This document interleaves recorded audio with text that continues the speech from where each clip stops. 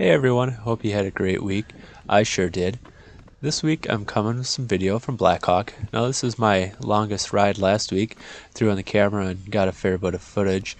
I'll just give you the best of it and kind of go through the highlights.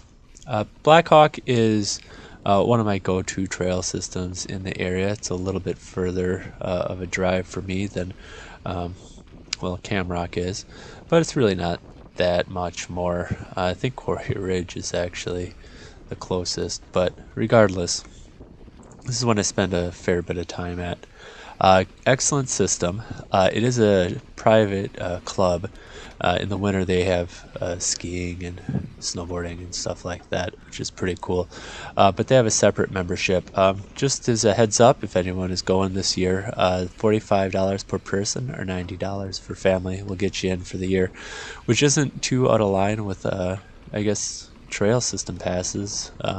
I know that our Cap City Trail, if you want to pass for the year, it's about $50, and you're looking at some trail fees if you're heading into the state parks and stuff like that. So really not too exclusive. They got to pay for their trails to get upkept too, and they are upkept pretty well. The trail you just saw is called Twisted Shout, and it's one of my favorites. It's where I've kind of refined my berms. And they got a couple little jumps in there too.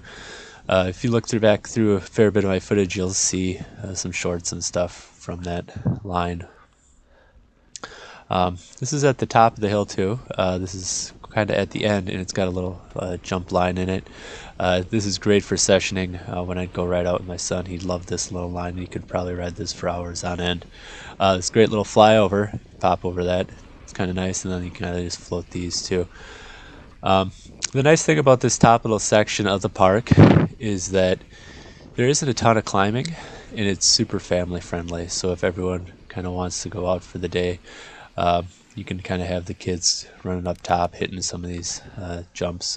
Nothing is too crazy up here, and everything is definitely scaled from the real kind of beginner to kind of intermediate riding. This is another kind of on the side there called Roller Coaster. A fairly easy bermed trail, really great for some nice flow on top. And this little roundabout section on the top, like I said, a ton of fun to do. So if we look back at my week, you got to hit that too and talk about it. I did get about 12 hours in the saddle last week. Like I said, this was my 4-hour ride, which is probably the longest ride. And we'll get back to that in a bit. 2 weightlifting sessions. I was hoping to get another hour in yesterday, actually Sunday. But we had a pretty tough case, and it left me kind of drained at work. So just kind of decided to take the night off.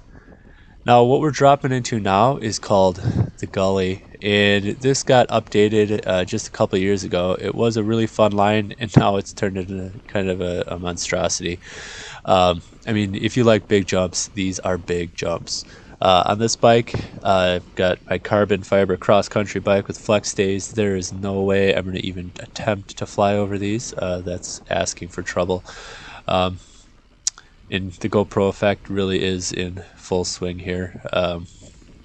If you look at them in person, you need, I'd say, 4-pot brakes and a nice either jump bike or an enduro rig, just so the bike can handle what you're hitting. A trail bike could probably do it, the modern trail bikes, but you definitely want something more than a nice light cross country to fly over that. And now we're back at the top of the hill here, and we're going to head down. It's called Deer Run. It's a little offshoot down one of the ski runs. There's a nice tough drop in to start, kind of kicks you down pretty quick, and then a little bit of kind of that bench cut down descent, pretty raw and rocky. And I think that hits a lot of what I like. One of the other runs that's really popular here is Howling Wolf. It's got another jump line, more intermediate, upper intermediate level riding for sure on that one. But there's ride-arounds for everything.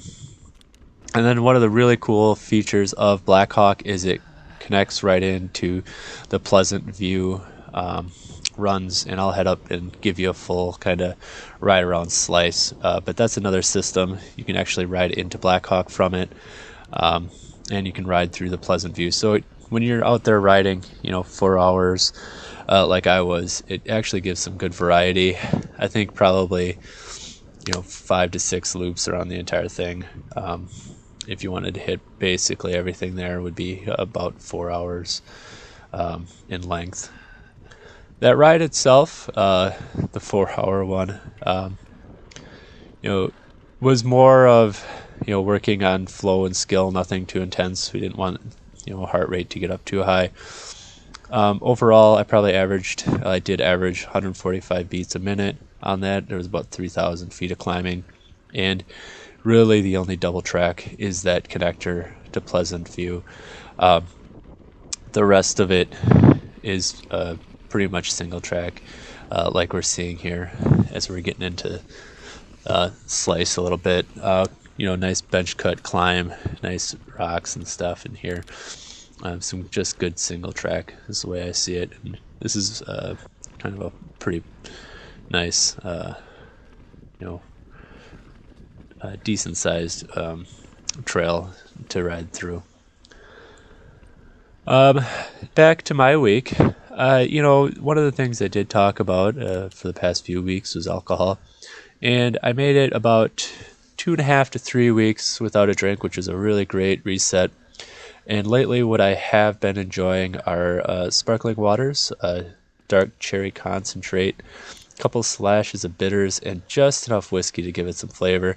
We're still at that like 2% alcohol mark for a pint, which has been nice. A couple times a week, not an everyday thing, but if I'm hanging out in the evenings on a day off, and I want something to sip on and feel a little frivolous about, I figured that's fairly okay for training. One of the things I watch for is calories, but also recovery. Trying to work 12-hour shifts and trying to get in all the training, and working hard on my days off and commuting in on my days in. It does take a toll. Working the weekend, I'm spitting out Monday here. The weather was absolutely awful, so I was relegated back into the trainer. But man, I'll tell you, I am just sluggish today. Even though I took the evening off from training yesterday, still had to get up, get the kid to the bus stop. Sat around for a little while, tried to get my faculties about me, and then went for a hard hour 40-ish on the trainer. I love the Sufferfest videos, so I went back to a classic blender, some threshold intervals, some VO2 intervals in there, a couple little harder efforts. Averaged was like 245 for the entire thing. Mostly kind of that threshold, just above sustained efforts. I enjoy that video tremendously. It's a good one. And then I think we're going to try to get some more intensity. I think the trails are probably going to be closed off for most of the week here. But we're going to try to get some more miles in. Now, looking forward, I think I've decided my first race is going to be 6 hours of Alpine Valley. I raced it last year. It was a tough course, a lot of climbing. There's some really tough climbs in there and just some chunky terrain. I'll have to look back at the data and see what my averages were for distance and heart rate and stuff. If I remember right, my heart rate averaged way hotter than it should have. I think I put in it was like 170 for like 6 hours, which is absurd. But I took the overall on that race, and it led in to last season. It gave me the confidence I needed. There wasn't a ton of races on the map last year. I'd like to add some more in, but I definitely want to go in with some confidence. So a couple of weeks, we're going to do 6 hours Alpine Valley, as long as the trails aren't too trashed. This week, we're going to get back to, just the regular grind. I think we're probably going to have a 2-a-day tomorrow just to catch up on some leg stuff.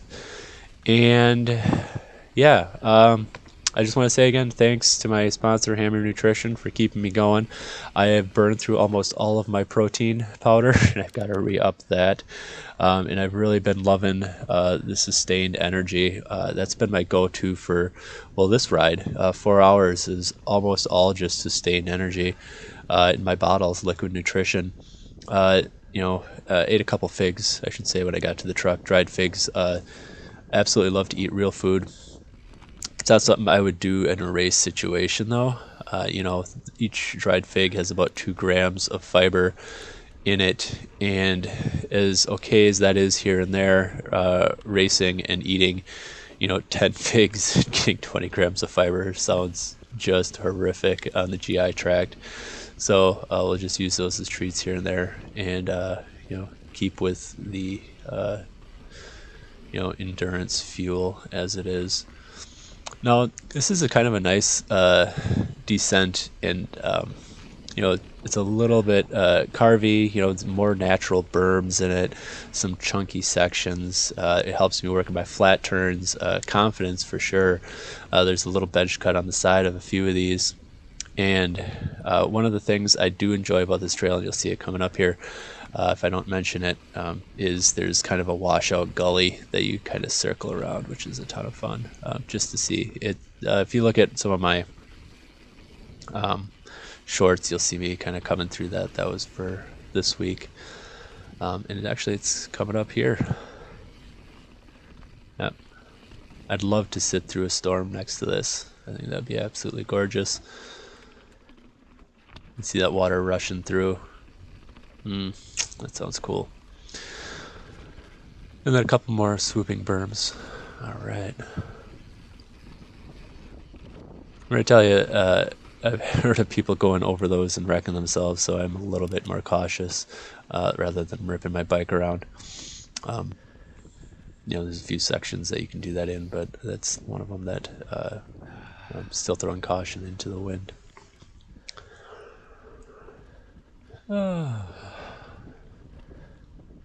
So I think that is it for the week. It's been a good week, and I hope this one kind of picks up and the weather changes, like a little sleet and snow. Speaking of weather, I did say last week, I'm like, I really want to go out to Blue Mounds, and Blue Mounds is where I ended up showing up. Funny story, not funny story. I actually looked at the trail conditions, and they gave us a little caution for Blue Mounds, and I was like, oh, yeah, I can do caution. I'll just stay on the high ground. I showed up, all the trails were closed. It was like 40 minutes out of my day in extra driving, but just to find out that trails were closed when I showed up. But, you make the best of it.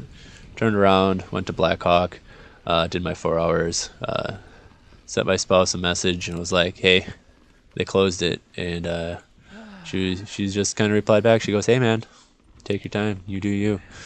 Get that head straight. Get some trail time in. She's like an amazing partner. I can't tell you enough. But she understands, we all need that thing to clear our heads. She's supportive, and I support her in her endeavors. It's a mutual partnership.